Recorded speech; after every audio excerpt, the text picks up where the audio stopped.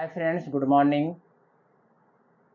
आज हम आप सभी को एमसीक्यू का प्रैक्टिस सेट सेकंड करवाएंगे और यह प्रैक्टिस सेट हमारा टेंस और मेन वर्ब पर आधारित होगा। ऐसे प्रैक्टिस सेट को सीखने के लिए हमें टेंस का ज्ञान होना अति आवश्यक है और इसके साथ साथ फॉर्म ऑफ द वर्ब का भी ज्ञान होना ज़रूरी है, क्योंकि क्वेश्चन किसी भी तरीके से आ सकते हैं। हो सकता है सेंटेंस में हेल्पिंग वर्ब दिया हो, ऑप्शन में मेन वर्ब के फॉर्म दिए हों, उनमें से किसी एक को चूज करना है जो करेक्ट हो, या हो सकता है कि मेन वर्ब दिया हो और ऑप्शन में हेल्पिंग वर्ब दिया हो, हमें हेल्पिंग वर्ब चूज करना है। तो जब हमें टेंस का ज्ञान रहेगा तो किस वर्ब के साथ हम किस हेल्पिंग वर्ब का यूज़ कर सकते हैं या करते हैं, तभी हम इसको कर पाएंगे। या एक तीसरा नियम है, हो सकता है कि सेंटेंस आपको दे दिया जाए और वो कौन सा सेंटेंस है उसको पहचानने के लिए दे दिया जाए कि प्रेजेंट इंडेफिनिट है, कि प्रेजेंट कंटीन्यूअस है, कि पास्ट इंडेफिनिट है, कि फ्यूचर परफेक्ट टेंस है, इस तरीके से। तो इसलिए टेंस का पढ़ना और टेंस का ज्ञान होना बहुत ही ज़रूरी है ऐसे क्वेश्चंस को करने के लिए, और साथ साथ फॉर्म ऑफ द वर्ब का भी ज्ञान होना ज़रूरी है। तो चलिए दोस्तों, इसकी हम शुरुआत करते हैं इस प्रैक्टिस सेट का। पहला क्वेश्चन हमारा है dot dot U washed the clothes. अब यहाँ पर पहले क्वेश्चन के लिए 4 विकल्प दिए गए हैं। पहला है हैज, दूसरा है डू, सी है हमारा हैव और डी है वाज। तो अगर हमें टेंस का ज्ञान है तो हमें मालूम होना चाहिए कि हैज का यूज जो है सिंगुलर सब्जेक्ट के साथ करते हैं और सब्जेक्ट हमारा यहाँ पर प्लूरल है। सब्जेक्ट हमारा प्लूरल है, इसलिए यहाँ पर हैज नहीं आएगा, इसलिए ऑप्शन ए गलत ऑप्शन है, इसका चुनाव हम नहीं करेंगे। उसके बाद यहाँ पर डू दिया गया है, लेकिन यहाँ पे क्रिया की थर्ड फॉर्म दिया है और डू के साथ फर्स्ट फॉर्म आता है, तो डू का भी यूज नहीं करेंगे। डू का यूज जो है हो सकता था जब यहाँ पे फर्स्ट फॉर्म होता तो डू का भी यूज नहीं करेंगे। उसके बाद यहाँ पर ऑप्शन डी जो है वाज है, वाज के साथ क्रिया के फर्स्ट फॉर्म में आईएनजी आया हुआ रहता, तो यहाँ पे तो आईएनजी फॉर्म है नहीं, इसलिए ऑप्शन डी का भी चुनाव नहीं करेंगे। इस क्वेश्चन के लिए ऑप्शन सी जो है राइट ऑप्शन है। इस क्वेश्चन के लिए हम लोग ऑप्शन सी को ही चूज करेंगे। यहाँ हो जाएगा have you washed the clothes, क्या तुमने अपने कपड़े धो लिए हैं, इसका यह हिंदी अर्थ होगा। तो हमें ध्यान देना है कि किस सहायक क्रिया के साथ वर्ब की किस फॉर्म का यूज होता है। एक बार हम आपको बताना चाहेंगे, डू, डज, डिड, विल और शैल के साथ हमेशा क्रिया की फर्स्ट फॉर्म यूज होता है। Is, am, are, was, were, will be, shall be के साथ क्रिया के फर्स्ट फॉर्म में आईएनजी का यूज होता है। Has, have, had, will have, shall have. Has, have, had, will have, shall have के साथ हमेशा क्रिया की थर्ड फॉर्म का यूज करते हैं, जैसे कि इसमें हुआ है, यहाँ पे वॉश्ड था।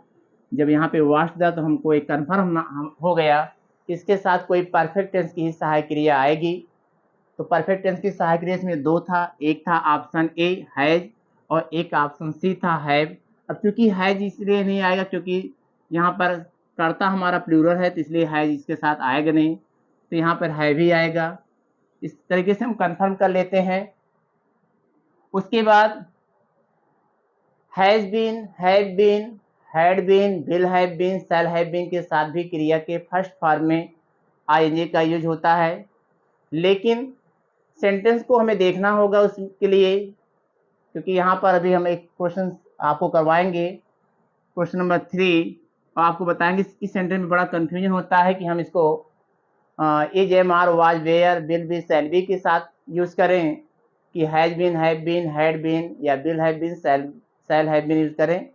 इसके बारे में भी हम बात करते हैं।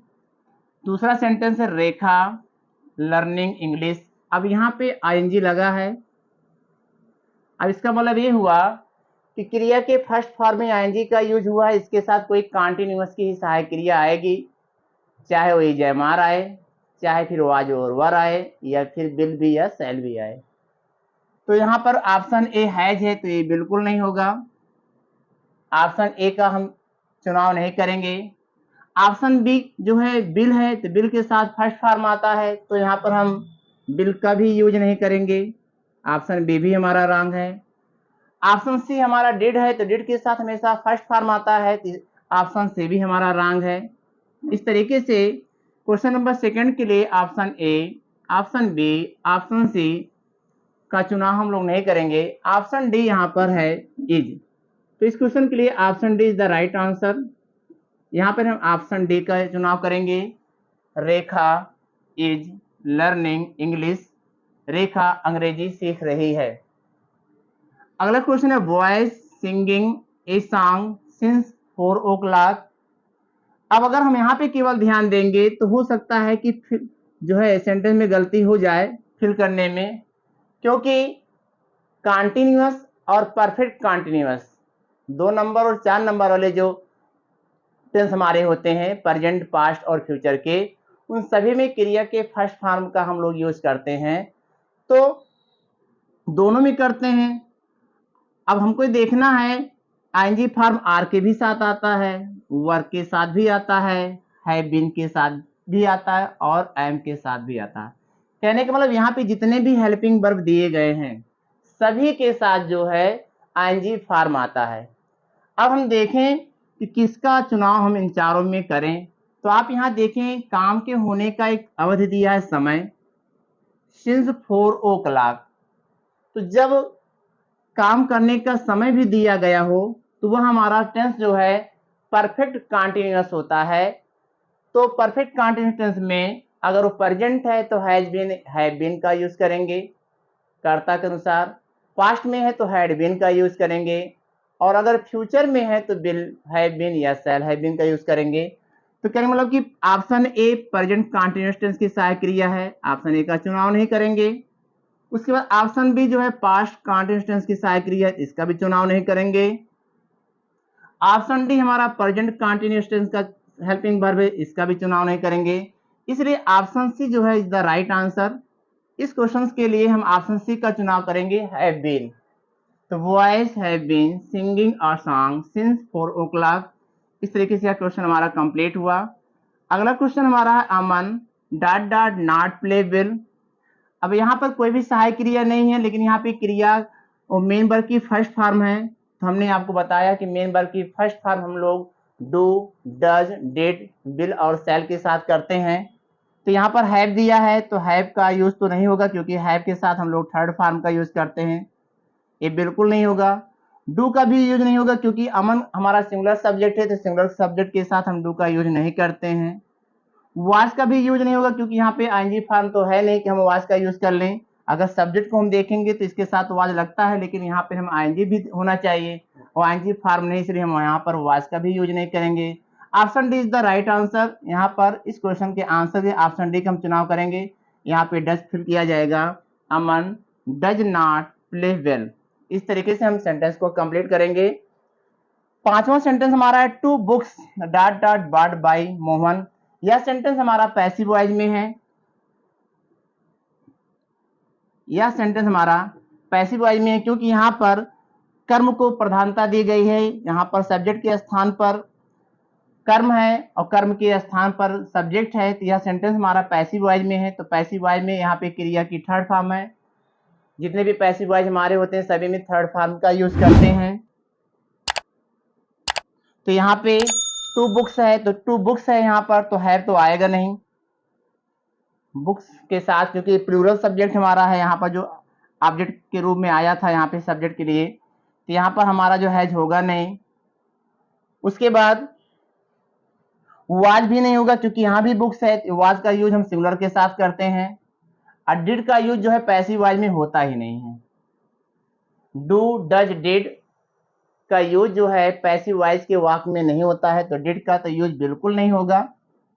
वाज का यूज भी बिल्कुल नहीं होगा, क्योंकि यहाँ पे बुक्स है। अगर ये वर होता तो शायद हम इसका यूज कर सकते थे, लेकिन ऑप्शन में तो है नहीं, इसलिए वाज का यूज नहीं होगा। और हैज का भी यूज नहीं होगा क्योंकि ये प्लूरल है, तो हम हैज का भी नहीं करेंगे, इसलिए option B is the right option for question 5। प्रश्न संख्या 5 के लिए हम ऑप्शन बी का चुनाव करेंगे और यह सेंटेंस हमारा राइट हो जाएगा। अगला क्वेश्चन हमारा है question number 6, dot dot they be. अगला क्वेश्चन हमारा है dot dot they be reading a letter.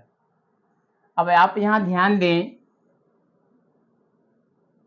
ING form आया है, तो हमने आपको बताया कि आईएनजी फॉर्म जो है इज एम आर के साथ आता है, वाज और वर के साथ आता है, और विल बी और शैल बी के साथ आता है। तो देखिए यहाँ पे आर है, लेकिन आप यहाँ ध्यान दें एक सहायक क्रिया बी भी है। अब चूंकि यह वाक्य फर्स्ट टाइप इंट्रोगेटिव है तो आर भी तो होता नहीं, इसलिए ऑप्शन ए का चुनाव नहीं करेंगे। और बेयर भी नहीं होता है, बेयर भी नहीं होता है, और हैज भी नहीं होता है। सहायक क्रिया हमारी विल भी और शैल भी होती है। तो यहाँ पर चूंकि दे हमारा थर्ड पर्सन प्रोनाउन है, तो यहाँ पर ऑप्शन सी का हम चुनाव करेंगे। इसलिए 60वें क्वेश्चन के आंसर के लिए ऑप्शन सी का चुनाव किया जाएगा। सेंटेंस बनेगा हमारा will they be reading a letter. अगला क्वेश्चन हमारा है my mother not cooked the food. अब आप यहाँ ध्यान दें, एक क्रिया की थर्ड फॉर्म है और थर्ड फॉर्म का यूज जो है परफेक्ट टेंस में होता है, हैज हैव के साथ, पास्ट में हैड के साथ, और फ्यूचर में विल हैव और शैल हैव के साथ। तो वाज के साथ तो थर्ड फॉर्म आएगा नहीं, इसलिए ऑप्शन ए का चुनाव नहीं करेंगे। ऑप्शन बी में हैव के साथ थर्ड फॉर्म आता है, लेकिन यहाँ पे कर्ता हमारा सिंगुलर है मदर, तो यहाँ पे हैव का भी यूज नहीं होगा, ऑप्शन बी का भी हम चुनाव नहीं करेंगे। और विल बी के साथ क्रिया के फर्स्ट फॉर्म में आईएनजी लगा रहता है, जैसे आपका पहला सेंटेंस था यहाँ पे, तो यहाँ पर हम ऑप्शन सी का भी चुनाव नहीं करेंगे। ऑप्शन डी जो हमारा राइट आंसर होगा, ऑप्शन डी हमारा जो है आंसर के लिए करेक्ट है, इसलिए हम ऑप्शन डी का चुनाव करेंगे। यहाँ पे हैज आएगा, my mother has not cooked the food. अगला क्वेश्चन है राम, तो यहाँ पे डॉट डॉट प्लेइंग फ्लूट। अब यहाँ पर भी आईएनजी लगा है। अब आईएनजी जो है दो टेंस में आते हैं, या तो कॉन्टिन्यूअस होगा या फिर वो परफेक्ट कॉन्टिन्यूअस होगा। अगर वो परफेक्ट कॉन्टिन्यूअस है तो काम के होने का समय भी दिया रहेगा, तो यहाँ पे तो काम होने का कोई समय तो दिया नहीं गया है, इसलिए यहाँ पर हम has been, have been, had been या will have been, shall have been का यूज नहीं करेंगे अगर ऑप्शन में है तो। यहाँ पे वेयर दिया गया है पहला, तो राम सिंगुलर है तो राम के साथ तो वर्ड आएगा नहीं यहाँ पे, इसलिए ऑप्शन ए का चुनाव नहीं करेंगे। अब ऑप्शन सी को देखेंगे तो ऑप्शन सी हैव है, तो हैव के साथ थर्ड फॉर्म आता है, वैसे भी हैव का यूज हम सिंगुलर के साथ नहीं करते, प्लूरल के साथ करते हैं, तो यहाँ पे ऑप्शन सी का भी चुनाव नहीं करेंगे। और हैज बीन का यूज किया जा सकता था, लेकिन यहाँ पर कोई काम के होने का कोई समय तो दिया नहीं गया है, और जब काम के होने का कोई समय नहीं दिया गया तो हैज बीन का भी हम यूज नहीं करेंगे।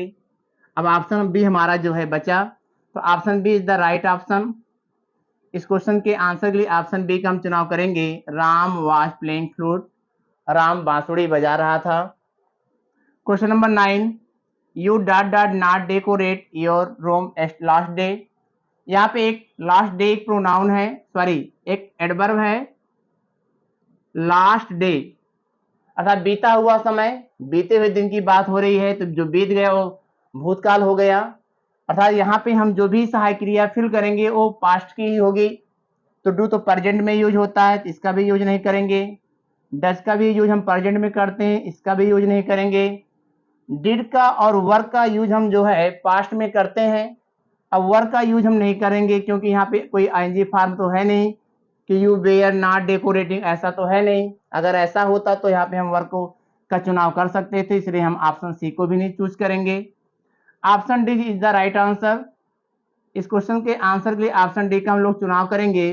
सेंटेंस हो जाएगा you did not decorate your room last day, तुमने पिछले दिन अपने कमरे को नहीं सजाया था।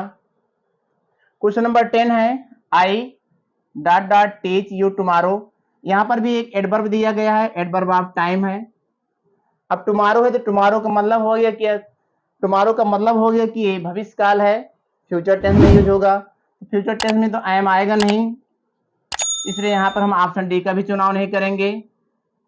डिड का यूज पास्ट में होता है तो हम ऑप्शन सी का भी चुनाव नहीं करेंगे। ऑप्शन बी हमारा प्रेजेंट में यूज होता है तो ऑप्शन बी का भी यूज नहीं करेंगे।